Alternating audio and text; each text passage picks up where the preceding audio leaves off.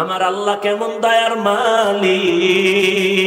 ও বান্দা, পাহাড় সম পরিমাণও যদি গুনাহ করো, আল্লাহ রহমতের দরজা দিয়ে ডাকে, বান্দা তওবা কর, আমি জীবনের গুনাহ মাফ করার জন্য রেডি। ও বান্দা, শয়তানের ধোঁকায় পড়ে গুনাহ করেছো, আমি আল্লাহ কিন্তু কাউকে জাহান্নামে দিতে চাই না। আমি জাহান্নাম বানাইছি ঠিকই, কিন্তু আমি আমার কোনো আদরের বান্দারে জাহান্নামে দিতে চাই না। তো জাহান্নামটা বানাইছেন কেন? কয় কিছু গাদ্দার আছে, এরা ইচ্ছা করে জাহান্নামে যেতে চায়। এত আমল লাগে না, এত সওয়াব দিয়া করব কি? সবাই যদি জান্নাতে যায়, জাহান্নামে যাবে কে?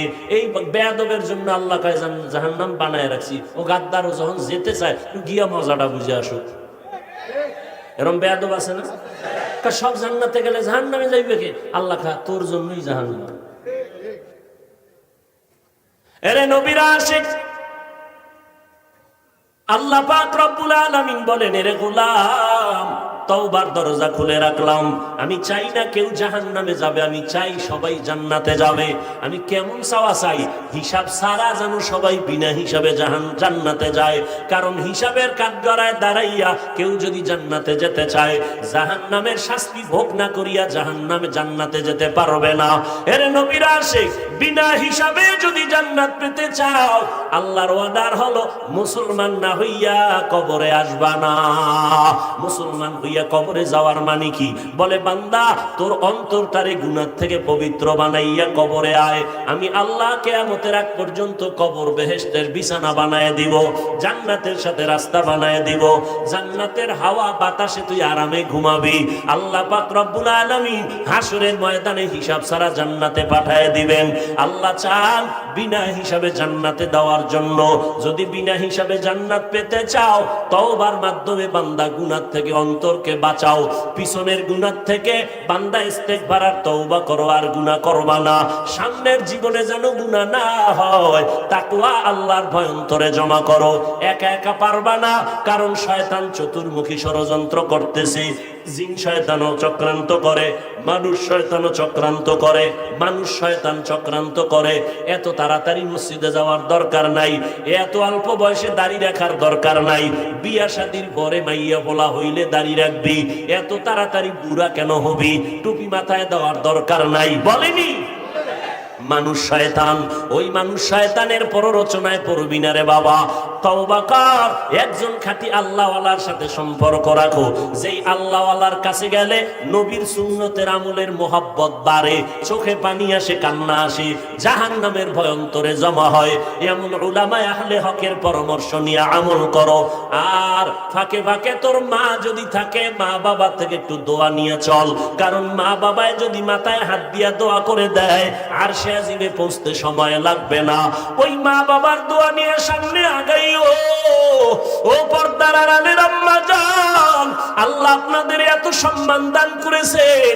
আপনারা নবীদের মায়ের মতো মা, সাহাবায়ে কেরামের মায়ের মতো মা, আপনারা আয়েশা রাদিয়াল্লাহু আনহার মতো নারী, খাদিজা রাদিয়াল্লাহু আনহার মতো নারী, ফাতেমা রাদিয়াল্লাহু আনহার মতো নারী।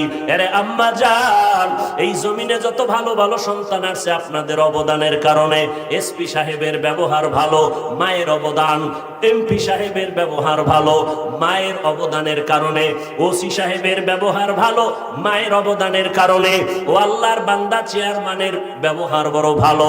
এটা তাদের ব্যক্তিগত কোনো বাহাদুরি না, সব ভালোর পেছনে আছে মায়ের দোয়া, মায়ের অবদান। মা ভালো, মায়ের আদর্শ ভালো, নামাজ পড়ে সন্তানও আদর্শওয়ালা হয়। যেই মায়ের আদর্শ দুর্বল, ওই সন্তানগুলো আদর্শের লাইনে দুর্বল হয়। ও যুবকেরা, এতক্ষণ তোমাদের পায়ে হাত দিয়া বিনয়ের সাথে বয়ান করে একবারও বলি নাই আল্লাহরে মানতে যাইয়া চাকরি করা যাবে না, একবারও বলি নাই ব্যবসা করা যাবে না, বলি নাই স্কুল সাইরাঙ্গ মতো হুজুর হইয়া যাও, একবারও বলি নাই রে বাবা। বরং আমি সাহস দিয়া বললাম, স্কুলে যারা পড়ো সেই পড়া ছাড়বা না, কলেজে লেখাপড়া করা বন্ধ করবা না। ডাক্তারি পড়ো আলহামদুলিল্লাহ, ইঞ্জিনিয়ারিং পড়ো আলহামদুলিল্লাহ, প্রফেসর হও আলহামদুলিল্লাহ, দোয়া করে গেলাম। ওই লাইনে লেখাপড়া চালাও। তবে খবরদার, তুমি ভুইলা যাইও না তুমি কিন্তু মুসলমান। তুমি মদিনাওয়ালা নবীর আশিকেই কথা ভুলে যাইবা না। ও যুবক, তোমার মতো যুবক স্কুল কলেজে পড়িয়া জীবনে মাদ্রাসায় কোনোদিন পড়ে নাই, সাক্ষী দিও সত্য কথার। তোমার মতো যুবক ছেলে মেয়েরা স্কুল কলেজে পড়ে 5 ওয়াক্ত নামাজি, মিথ্যা বলবা না, আছে না নাই? তোমার বিবেকের কাছে প্রশ্ন, আল্লাহ পশুরে আকল দেয় নাই ভালো মন্দ যাচাই করার, আশরাফুল মাখলুকাতের আল্লাহ পাক বিবেক দান করেছেন, তুমি বিবেক দিয়া জবাব দাও, তুমি কেন নামাজ পড়তে পারো না? তোমার মতো যুবক র্যাব, আর্মি, পুলিশ, বিডিআরের চাকরি করে 5 বেলার নামাজ পড়ে, তুমি কেন পারো না রে বাবা? তোমার মতো যুবক সন্তান রাস্তায় গাড়ি চালায় 5 বেলার নামাজ পড়ে, তুমি কেন পারো না? তোমার মতো যুবক নদীর মধ্যে মাছ ধরে 5 ওয়াক্ত নামাজ পড়ে, কৃষি কাজ করে, নামাজ ছাড়ে না, তুমি কেন পারবা না? ও বুড়ারা, আপনাদের মতো কত বুড়া লাঠি হাতে নিয়ে কষ্ট করে মসজিদে গিয়া 5 বেলার নামাজ পড়ে, আপনি বুড়া কেন পারেন না? পর্দার আড়ালের আম্মা জান, আপনার মতো কত মা পর্দা করে, স্বামীর খেদমত করে, মাল হেফাজত করে, 5 ওয়াক্ত নামাজ পড়ে, তাহাজ্জুদও পড়ে, ও আম্মা জানেরা আপনারা কেন পারবেন না? ওরে যুবক, এখন তওবা করার সময় আছে, মনটারে একটু মাঝে মাঝে বুঝাইও। আমার মতো যুবক যদি স্কুলে পড়িয়া নামাজ পড়ে, আমি কেন পারি না? মনে হয় আমার আল্লাহ বুঝি গুনার কারণে বেজার, মা বাবার মনে হয় অভিশাপ তোর কপালে লাগছে রে যুবক, ওই মা বাবার কষ্ট মনে হয় তোর কপালে লাগছে, এই কারণে মোনাজাতেও তোর চোখে পানি আসে না, নামাজের জন্য দিলটা একবারও কাঁদে না।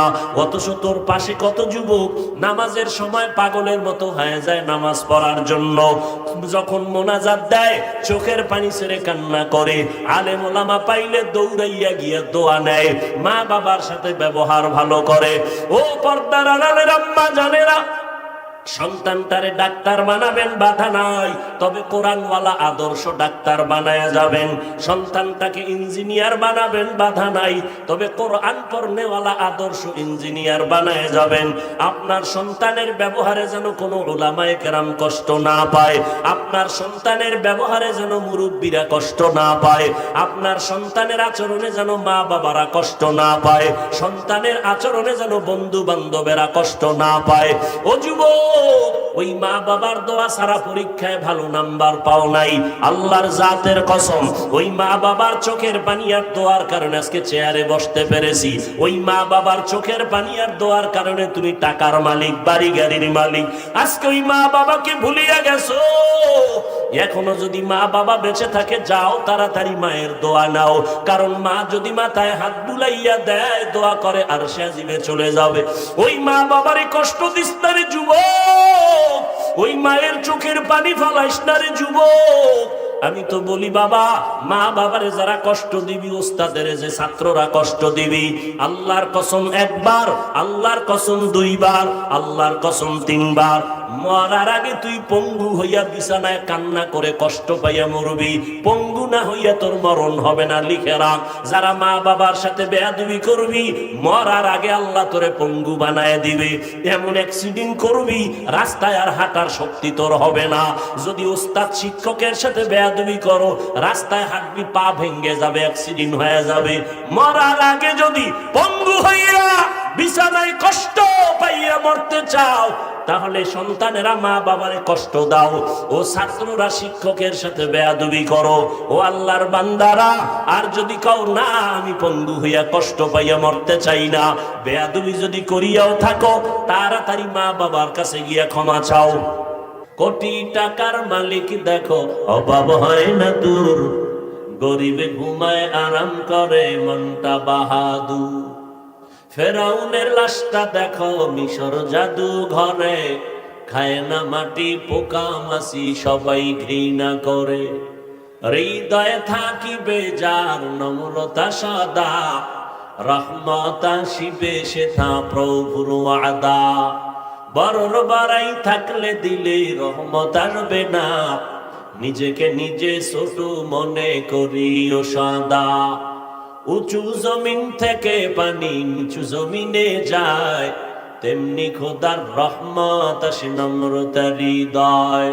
ভোগ বিলাসের বাড়ি গাড়ি পরে রবে সব, থাকতে সময় স্মরণ করো আল্লাহ আমার রব। আমার রব কে? ওই আল্লাহর মতো আপন আসেনি কেউ। কেমন দয়াময় আমার রব, কেমন আমার আল্লাহ। আম্মা জান আমার স্বার্থের জন্য মাঝে মাঝে রাগ করেন।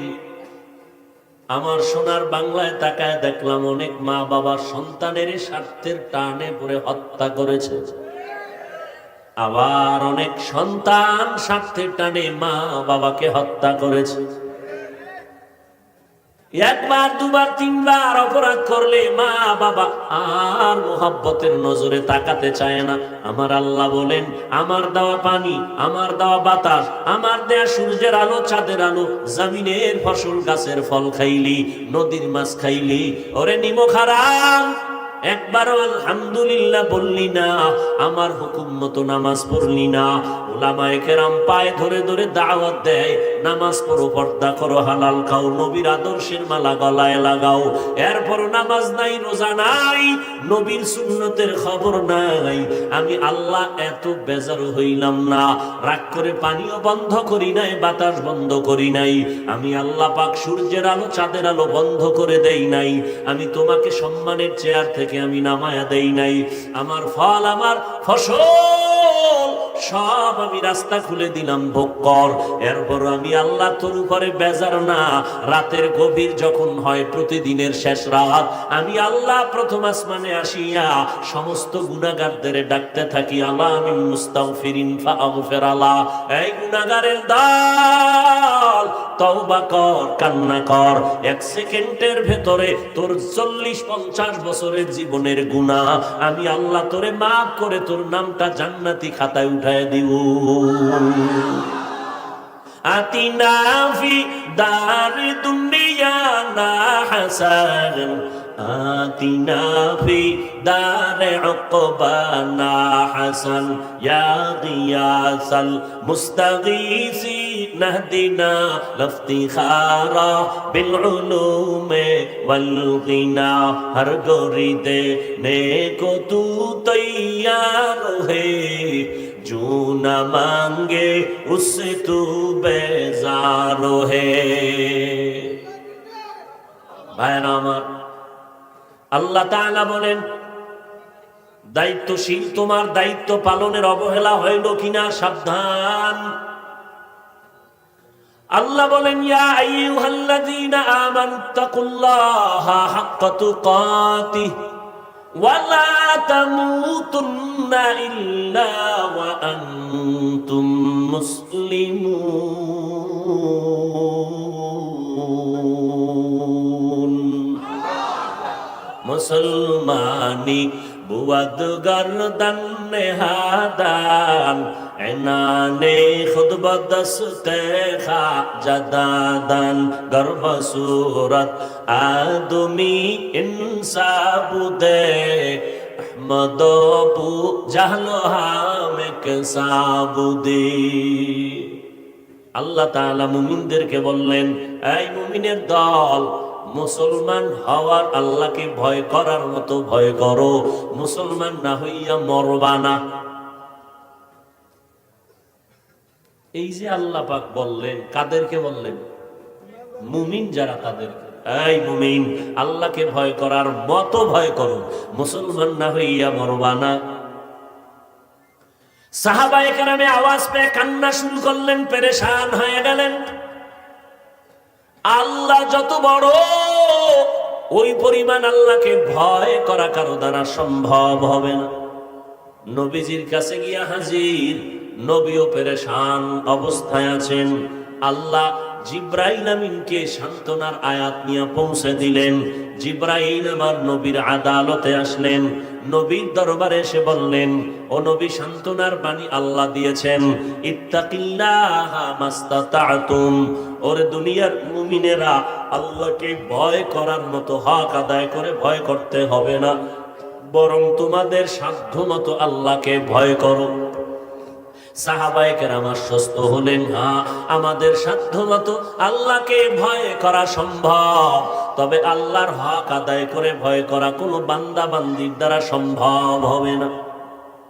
ইমামুল আউয়ালিন আল আখিরিন বাহরে সাদকা রাহমাতাল লিল আলামিন সাইয়্যিদুল কাউনাইন খাতমুল মুরসালিন আখির আমদ বুদ ফখরুল আউয়ালিন শদ ওয়াজুদাশ রাহমাতাল লিল আলামিন মসজিদে উশুদ হামারো এ জমিন।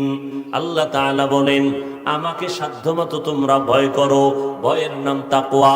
যারা আল্লাহকে ভয় করবেন তাদের নাম মুত্তাকি। ভয়টা থাকে অন্তরের ভেতরে, অন্তরটাও দেখা যায় না, তাকওয়াও দেখা যায় না। এরে নবীর উম্মত, এই তাকওয়া অন্তরে যদি জমা করতে চাও, আল্লাহর ওলি এই জমিনের মধ্যে যারা আছেন, এক বচনে ওলি, বহু বচনে আউলিয়া, এদের সংস্রবে যাও, এদের সোহবতে যাও। এরা নেক নজর যখন লাগাবে, আল্লাহর কুদরতে আল্লাহওয়ালাদের নেক নজরে অন্তরে তাকওয়া চলে আসবে, সুন্নতের আমল চলে আসবে। এরপরে আল্লাহ বলেন, আমার ভয় অন্তরে জমা করার পরে রেডি হ, মুসলমান না হইয়া কবরে আসবি না। সাবধান। কথাটা মুমিনদের বলেছেন, কোন বেঈমানের বলেন নাই মুসলমান না হইয়া কবরে আসবা না।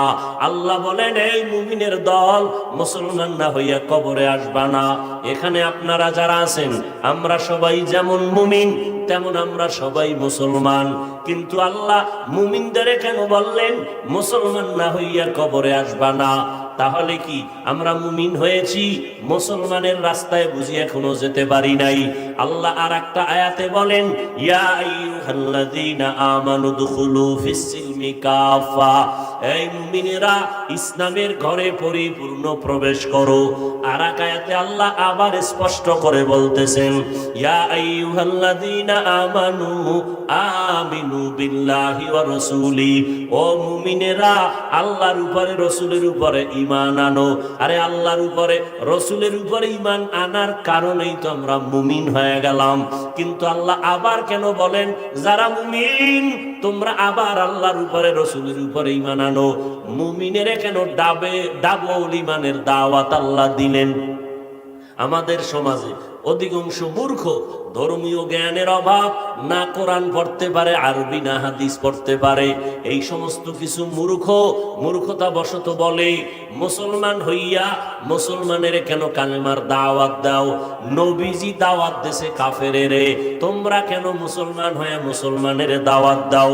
আল্লাহ যদি মুমিনেরে ডবল ঈমানের দাওয়াত দিতে পারে, মুসলমান হইয়া কেন মুসলমানের দাওয়াত দিতে পারবো না? নাম্বার 2, মুসলমানের দাওয়াত বাদ দিয়া হিন্দুদের মন্দিরে যাইয়া দাওয়াতের কাজ করব, খ্রিস্টানদের গির্জায় গিয়া কাজ করব, কিন্তু ওখানে গিয়া লাভ যাই হবে, এর থেকে আমার আসল ঘরের ক্ষতি হয়ে যাইতেছে বেশি। কারণ দাবি করে মুসলমান, মদিনাওয়ালার সাথে কোনো কানেকশন নাই। নামাজের সময় আজান শুনে মসজিদে যায় না, অথচ সুদের সাথে জড়িত।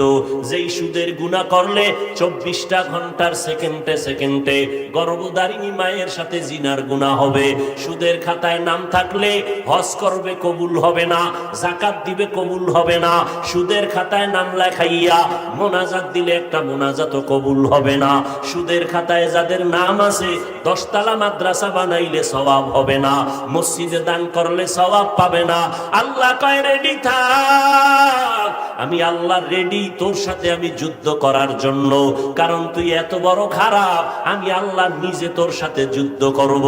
কারণ তোর অল টাইম আমল নামায় কবিরা গুনাহ, মায়ের সাথে জিনা করার গুনাহ হয়। অতএব আমি আল্লাহ তোর সাথে যুদ্ধ না করে থামতে পারি না। শেষ কথাই এর ফলাফল কি? কয়, তোর জন্য চিরস্থায়ী জাহান্নাম। কয়দিন? সুদের সাথে জড়িত আশিকে রাসূল আছেন? এ যদি আশিকে রাসূল দাবি করে, তাহলে ভণ্ড কে? আমরা ভণ্ড। কারণ আমরা টুপি পরছি, দাড়ি পরছি, নামাজ পড়ি, পর্দা করি, হালাল খাই, জিকির করি, আমরা ভণ্ড। আর যারা সুদ খায় এরা আশিকে রাসূল। দুইটার একটা লাইন করতে হবে তো। হয়তো তারা ভণ্ড, আমরা আশিক, না হয় তারা আশিক, আমরা ভণ্ড। কথা ক্লিয়ার?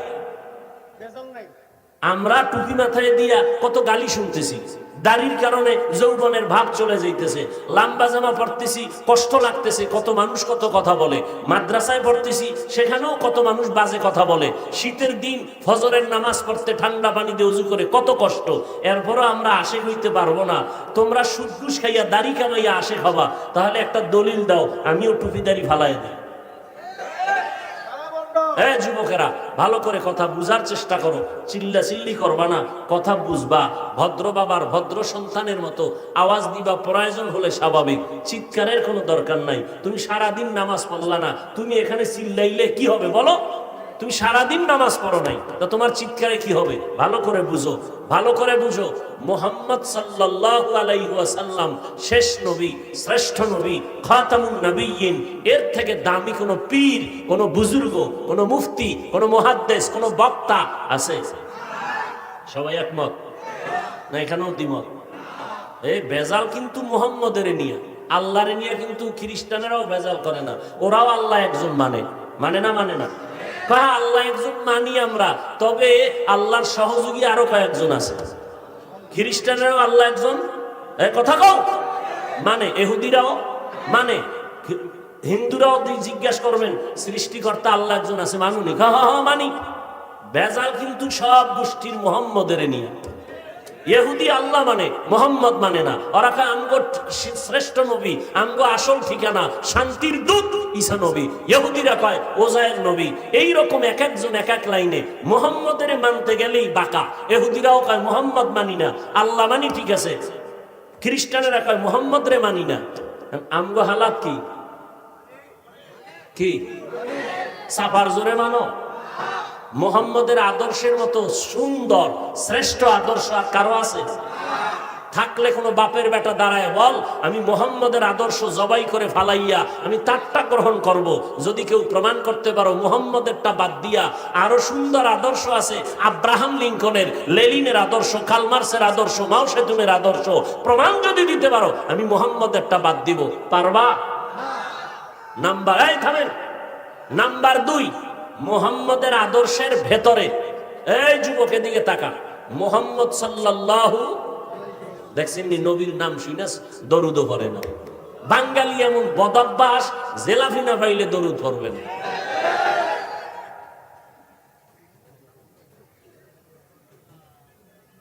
যুবকেরা জবাব দাও, ব্যর্থহীন ভাষায় বুঝে জবাব দিবা, না বুঝলে চুপ থাকবা। মুহাম্মদের আদর্শের ভিতরে চুল কাটার নিয়ম আছে? ভালো করে বলো। নখ কাটার নিয়ম আছে? মুহাম্মদের আদর্শে চুল না কাইটা বেঈমানের পা চাটা, গোলামের মতো চুল কেটে ইন্দুর আর বান্দর হইলি কেন? মুহাম্মদের আদর্শের নিয়মে চুল না কাইটা বেঈমানের পা চাটা গোলাম হয়েছো কেন? কি স্বার্থ? কি বল? কি যৌবন বেড়ে যায়? চেহারা উজ্জ্বলতা বাড়ে? মা বাবার দোয়া বাড়ায়? শিক্ষকরা খুশি হয়? তাহলে আকামটা কেন করছো বল? যদি কোনো উপকার হয় বল, আমিও করব। আল্লাহর কসম, মুহাম্মদের আদর্শ বললি ভালো, গ্রহণ করো না কেন? বেঈমানের পা চাটো কেন? বিষয় কি? নবীর তরিকায় চুল কাটলে সমস্যাটা কি? শেষ নবী রহমাতুল্লিল আলামিনের লাইনে নখ কাটলে সমস্যাটা কি? কি সমস্যা? কি কারণ? কি তুমি বেঈমানের পদাঙ্ক অনুসরণ করবা? স্বার্থ কি বলো? একটা উপকার যদি দেখাইতে পারো যে হাফিজ ভাই বেঈমানের লাইনে চুল কাটার দ্বারা আমার মাথা অল টাইম ঠান্ডা থাকে, 1 সেকেন্ডের জন্য গরম হয় না, এরকম একটা উপকারের কথা বলো। অথচ তুমি টুপি মাথায় দেও না, আর আমি টুপির কথা বললে তুমি বলো টুপি মাথায় দিলে মাথা গরম হয়ে যায়। আবার এর থেকে আরেকটু আপ লেভেলের বেয়াদব যারা, এরা কয় টুপি না দিলে অসুবিধা কি? এর থেকে আরো আপ যারা বেয়াদব, এরা বলে টুপির মধ্যেই কি ইসলাম, দাড়ির মধ্যেই কি ইসলাম, পর্দার মধ্যেই কি ইসলাম, পোশাকের মধ্যেই কি ইসলাম? পোশাকে ইসলাম নাই, দাড়িতে নাই, টুপিতে নাই, পর্দায় নাই, ইসলাম তোর আব্বাজান কোন ঘরে তালা দিয়ে রাখছে? বের কর। এই রসুলের দুশ্মন, বের কর। রসুলের রেখে যাওয়া আদর্শ মানবে হিন্দু ভাইরা বলো, খ্রিস্টানেরা, ইহুদিরা? আমার রসুলের রেখে যাওয়া 23 বছরের আদর্শ পালন করবে কারা? কুমিল্লা জেলার মুসলমান ব্যতীত, হ্যাঁ, ও মুরাদনগর সারা নাকি নবীর সুন্নাত হুজুরকে দিয়ে দিছ? যদি কেউ নবীর সুন্নাত শুধু হুজুরেরা মানবে তাহলে জান্নাত হুজুরেরা পাবে, তোমাকে কপালে জুতা।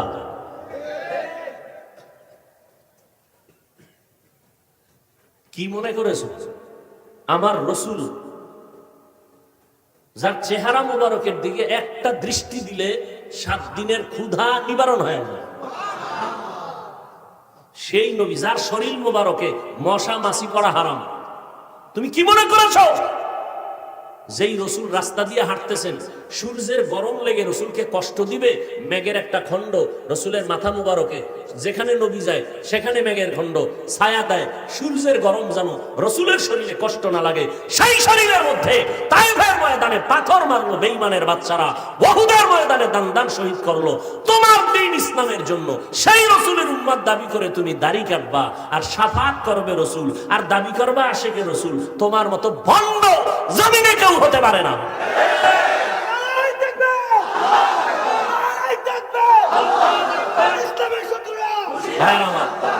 আল্লাহ আমাদের রসুলের সুন্নতের আমল করার তৌফিক দান করে। এটা আমার স্বার্থের জন্য বলছি। হ্যাঁ, আপনি মরে গেলে আপনার কবরে কোনো পীর যাবে, কোনো হুজুর যাবে? আপনার জবাব কিন্তু আপনাকেই দিতে হবে। আল্লাহ আমাদের হেদায়েত দান করুন। আপনাদের আল্লাহ আমার আল্লাহ দুইজন না এক? আমি যে নবী মানি আপনারাও নবী, কি এক না আলাদা?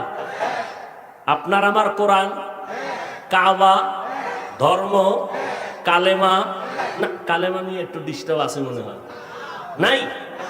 আগে কালেমাটা বলি, লা ইলাহা ইল্লাল্লাহ মুহাম্মাদুর রাসূলুল্লাহ, এই হলো কালেমা। কি এটা আপনাকেও কালেমা নাকি আলাদা আপনাদেরটা? আওয়ামী লীগ ওয়ালাদের এই কালেমা, বিএনপি ওয়ালাদের এই কালেমা? কথা বলেন না কেন? তাহলে আপনাদের আল্লাহ আমার আল্লাহ এক, নবী এক, কোরআন এক, কাবা এক, ধর্ম এক, কালেমা এক। দুনিয়াতে আসছি সিস্টেমও, শুধু মুরাদনগরের মানুষ লঙ্গি পরে আসছিল, হ্যাঁ, বিদায় বেলার সিস্টেম। সবার বেলায় কাফন হবে 3টা। আমি বক্তার সম্মানে একটা কাফন কেউ বাড়াইয়াও দিবে না, রিক্সা ড্রাইভার গরিব হওয়ার কারণে একটা কাফন কেউ কমাইয়াও দিবে না, কালার হবে আলাদা। চরমনাইওয়ালাদের কাফনের কাপড় একরকম, তাবলিগওয়ালাদের আর এক রকম, সোনাকান্দা আর এক রকম, সারসিনার আর এক রকম। তাই কি কি কি কালো সবুজ কি? তো সবুজ লইয়া খিলাখিলি কেন? কালো লইয়া খিলাখিলি কেন? हकीकत से तू दुनिया बेखबर है, दुनिया की नुमाइश पर नजर है। नमी गुयम के आज दुनिया जुदा बाश, बहार कारे के बाशी बा खुदा बाश। তুমিও নবীর উম্মত, আমিও সেই নবীর উম্মত, কিন্তু দুঃখ আজকে আমি টুপি মাথায় না দিলে বড় শরম লাগে। তুমি কেমন মুসলমান টুপি মাথায় দিতে শরম লাগে? তুমি আলাদা মুসলমান, তোমারে মনে হয় ভিন্ন সিস্টেমে আল্লাহ বানাইছে। হ্যাঁ, আমি দাড়ি রাখলে আলহামদুলিল্লাহ মজা লাগে, দাড়ি কাটতে লজ্জা পাই। তুমি কেমন মুসলমান দাড়ি রাখতে লজ্জা পাও? আমি লম্বা জামা পরতে লজ্জা পাই না, আরাম পাই। তুমি লম্বা জামা পরতে লজ্জা পাও। আমি বেপর্দায় চলতে লজ্জা লাগে। তুমি কেমন মুসলমান যে পর্দা করতে লজ্জা লাগে? ও আল্লাহর বান্দারা, বিষয় কি? আল্লাহর আযাবের ভয় অন্তরে নাই। এখনো সময় আছে।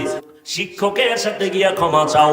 এই মোবাইলের আপন বানাইয়া মায়ের সাথে বেয়াদবি করেছো, বাবার সাথে বেয়াদবি করেছো।